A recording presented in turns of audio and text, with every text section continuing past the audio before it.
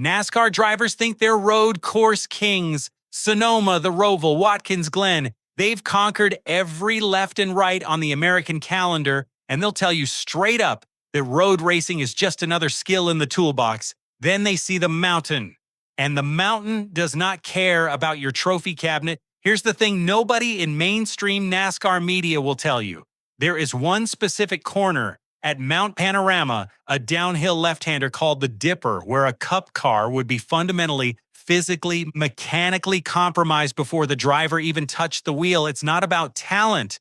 It's about the machine underneath them.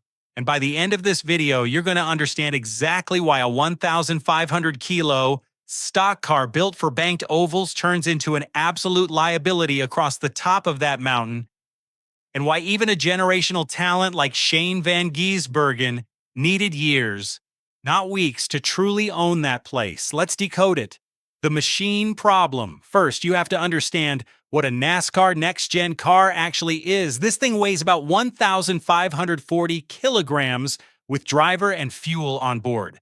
It runs a naturally aspirated 5.86-liter V8, a 5-speed sequential transmission, and critically, it's built and balanced for one thing above all, turning left at 300 kilometers an hour on banking, with the walls a long, forgiving arc away from your door. Now put that car on Mount Panorama, 6.2 kilometers, 23 corners, 174 meters of elevation change from top to bottom, grades as steep as 1 in 6.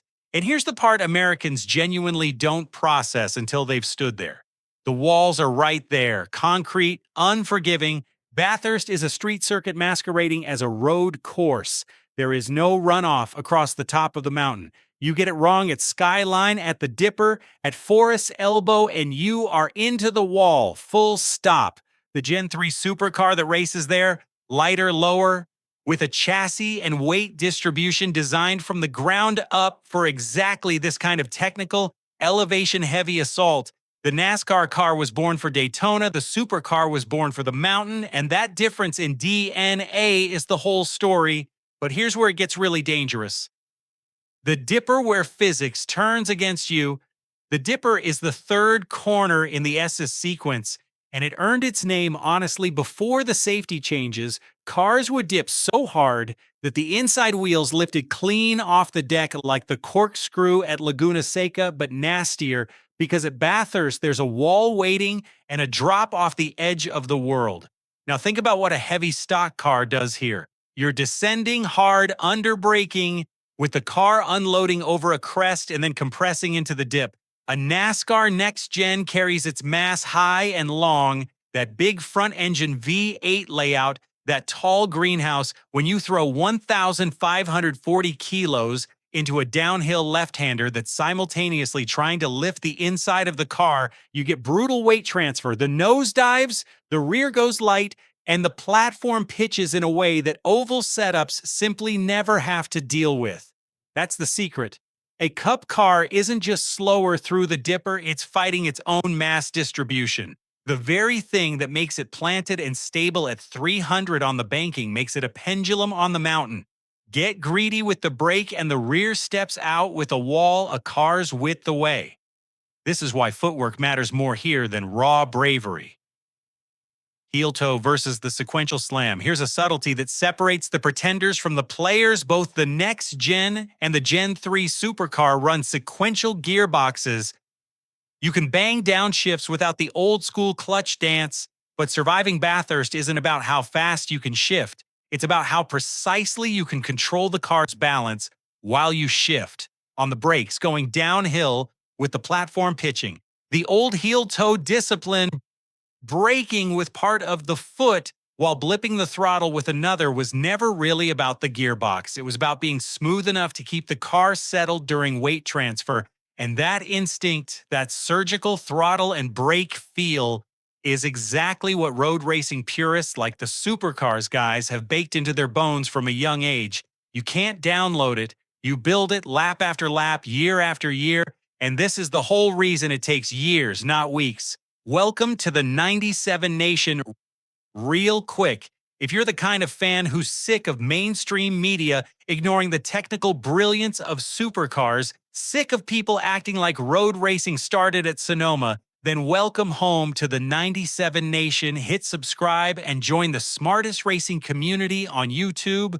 We go deep on the stuff the big networks skip. That's the deal here. Now, back up the mountain. The Kiwi kid who cracked the code. Let's talk about Shane Van Gisbergen, and let's get this right because Americans keep getting it wrong. SVG is a Kiwi, New Zealander, not Australian. The Kiwi kid who grew up racing exactly these kinds of circuits, who won at Bathurst as a supercars weapon before he ever pointed a stock car at a road course. And here's what tells you everything. SVG went to America and made NASCAR road courses look easy, won at Chicago on debut, first driver in something like 60 years to win in his first Cup start, went on a road course tear that had grown men calling it SVG fatigue because nobody could touch him. Sonoma, the Glen, the Roval, he made the best road racers in NASCAR look ordinary. But ask that same man about Bathurst versus an American road course, and the tone changes because the mountain is a different animal. It punishes the tiniest mistake with a concrete wall. It demands you know it every crest, every blind apex at McPhillamy, every adverse camber terror at Forest Elbow, the way you know your own front yard in the dark. If you think that's impressive, look at what it actually took. SVG didn't parachute in and master the mountain. He grew up on it. Years of laps, years of feeling that car lift and pitch and threaten to bite. That's the deposit. And that's why a Cup regular, even a brilliant one, can't just fly in and be safe there in a season. The cutting, the one they fear. Then there's the cutting. Two left-handers feeding into a savage 1-in-6 uphill grade, hemmed in by concrete with almost no room to recover from a mistake. Spin here and you're stuck blocking the track, or worse. This is the corner that exposes a heavy car's weakness in the ugliest way, because now you need traction and precision on a steep climb out of a slow corner with the mass working against you. Here's the reality. A NASCAR Cup car is a masterpiece for what it's built to do, but drop it on Mount Panorama and you're asking a heavyweight boxer to fence.